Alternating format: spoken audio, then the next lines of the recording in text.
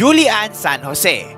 Trending ngayon sa social media matapos sa kanyang kontrobersyal na performance sa loob ng isang simbahan. Nitong October 6, 2024, nag-viral ang video kung saan kinanta ni Julian ang hit song na Dancing Queen ng ABBA sa harap ng altar ng Nuestra Señora del Pilar Shrine sa Mamburao Occidental, Mindoro. Hindi nakaligtas sa mga mata ng netizens ang kanyang daring OOTD, isang sleeveless na damit na may thigh-high slit. Maraming netizens ang nagpahayag ng kanilang pagkadismaya, partikular na sa kanyang performance ng mga pop songs sa loob ng isang lugar na itinuturing nilang banal. Maririnig ang ilang sa mga puno ng netizens, gaya ng, "Seriously? At the altar? Do you even know na bawal kumanta, sumayaw, gumawa ng worldly songs dance sa harap ng altar?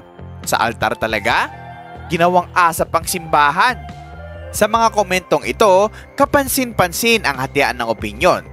May mga netizens na itinuturing na disrespectful ang nangyari, habang may iba naman na itinuturo ang simbahan at mga organizers ng event sa pagkakaroon ng ganitong uri ng performance. Ang iba pa ay nagsabi na mas mabuting angkop na ang mga kanta ang ginamit sa ganitong uri ng venue.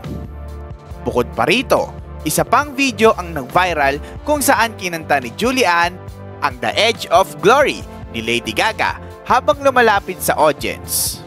Maging ang performance na ito ay umani ng reaksyon mula sa netizens na naniniwalang hindi akma ang mga ganitong kanta sa isang simbahan.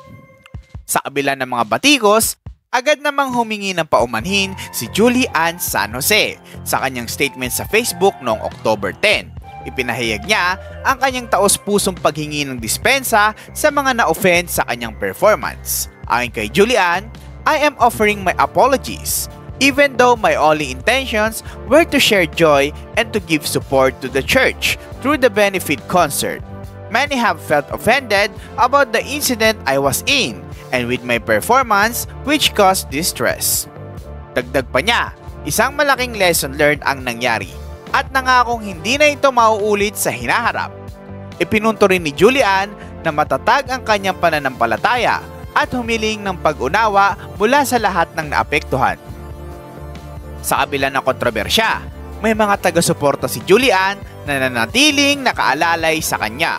Ang kanyang nobyo, si Raver Cruz, ay nag-post pa ng isang Bible verse sa kanyang Instagram story bilang pagpapakita ng suporta sa aktres.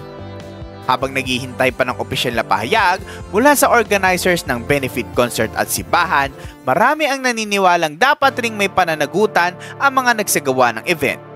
Marami ang nagtatanong kung bakit inorganisa ang ganitong klaseng event sa loob ng isang simbahan at kung bakit hindi nila nasiguradong angkop ang mga performances para sa lugar.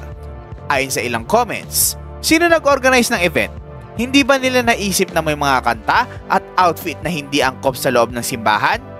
Sa kasalukuyan, bukas pa rin ang mga netizens sa kung ano magiging tugon ng simbahan ng mga organizer sa isyong ito.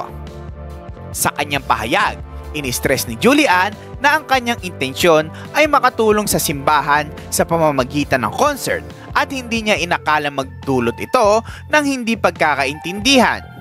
Sinabi rin niyang hindi siya perpekto at tumaasa siyang makapag-move on ang lahat mula sa isyong ito. Sa kanyang pahayag, ini-stress ni Julian na ang kanyang intensyon ay makatulong sa simbahan sa pamamagitan ng concert at hindi niya inakalang magdudulot ito ng hindi pagkakaintindihan. Sinabi rin niyang hindi siya perpekto at tumaasa siyang makapag-move on ang lahat mula sa isyong ito. Habang totoo na walang formal na dress code ang simbahan para sa mga performers, marami ang umaasa sa pagpapanatili ng respeto sa loob ng simbahan, lalo na sa mga ganitong event. Mga kakita-kits, ano ang masasabi nyo sa issue ni Julian San Jose tungkol sa pagpe-perform sa simbahan? Mag-comment kayo sa baba at huwag kalimutang i-like, i-share at mag-subscribe sa channel natin para lagi kayong updated sa latest showbiz news. So paano? Hanggang dito na lang muna tayo. Kita-kits sa next video dito sa Kita Kits Showbiz.